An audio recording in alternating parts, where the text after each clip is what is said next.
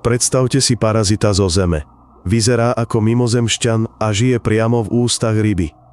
Je to jazykožrút. Vnikne cez žiabre, nájde jazyk a zostane tam dlho. Tmavá voda, záblesk svetla a v ústach sa hýbe cudzí tvor.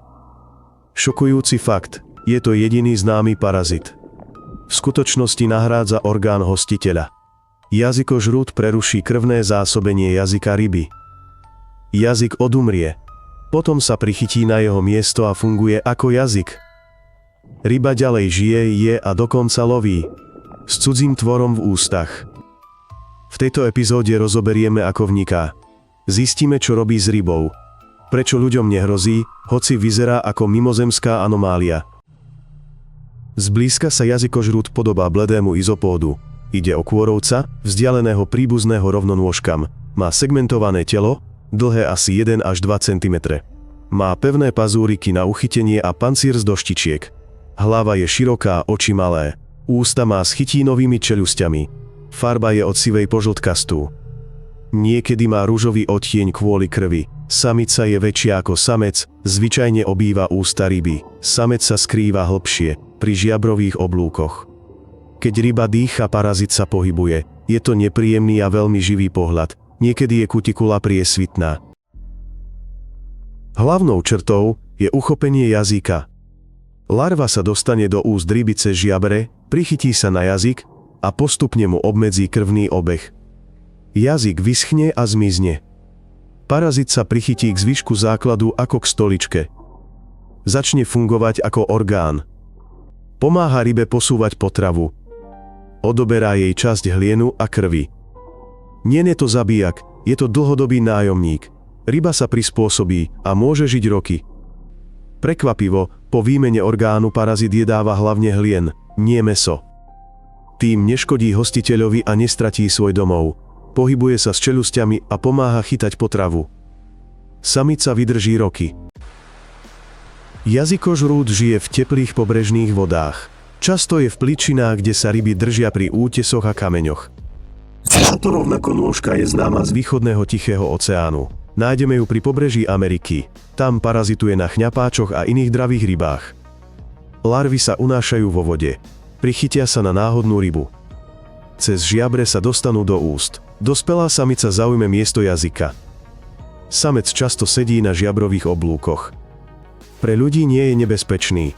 Maximálne ide o nepríjemný nález v ústach kúpenej ryby. Uprednostňuje slanú vodu a súmrak. Preto ho častejšie nachádzajú pri pobreží a v lagúnach. Z vedeckého hľadiska je jazykoid izopod z čelade Cymatoidae. Mnohé takéto parazity menia pohlavie. Mladé jedince fungujú ako samce. Ak sa stanú hostiteľmi, zmenia sa na samice. Potomstvo potom vychovávajú v špeciálnom vaku. Larvy vychádzajú do vody a hľadajú ďalšiu rybu. Nahradenie jazyka je výhodná stratégia. Ryba zostane živá, krmi sa a rastie. Tým pádom má parazit domov a potravu. Aby nezabil hostiteľa, živí sa hlavne hlienom. Tiež trochu krvi, no nepoškodzuje tkanivá. Ide o protandriu. Samica je na jazyku, samec na žiabroch. Mláďatá rastú v brušnom vaku. Na internete sa objavujú desivé historky. Vraj jazykožrút dokáže zjesť ľudský jazyk. Je to mýtus. Je to špecialista na ryby a nie je prispôsobený našim ústam. Áno, nálezy v obchodoch šokujú. Otvoríte ostrieža a vnútri je mimozemšťan. Nie je to znak nákazy ani radiácie, ale je to súčasť morskej ekosystémy. Na Zemi takéto vzťahy dravec, obeť, parazit existujú milióny rokov a fungujú dodnes. A áno, môžete ho jednoducho odstrániť pred varením. Vedci popísali jazykožrúta už v 9. storočí, no v súčasnosti sa stal široko známym. Je to vďaka fotkám z lodí a trhov. Najúžasnejší fakt je tento. Ide o jediného známeho parazita. Ten funkčne nahrádza stratený orgán hostiteľa. Niekedy sa v správach objaví nález votrelca v ústach ryby. Vyzerá to strašidelne. Ale je to normálna morská biológia. Pre biológov sú takéto nálezy šancou. Môžu študovať cyklus druhu a jeho vzťahy s hostiteľmi. Ľudia sú z toho doteraz v šoku. Takto funguje Zem. Vedľa nás žijú tvory. Pripomínajú mimozemšťanov. Ale je to súčasť prírody. Jazykožrút ukazuje, až kam siaha prežitie. Toto je kanál Pozemské tvory. Prihlás sa, uvidíš viac strašidelných objavov, príde ešte viac oblúd. Ahoj!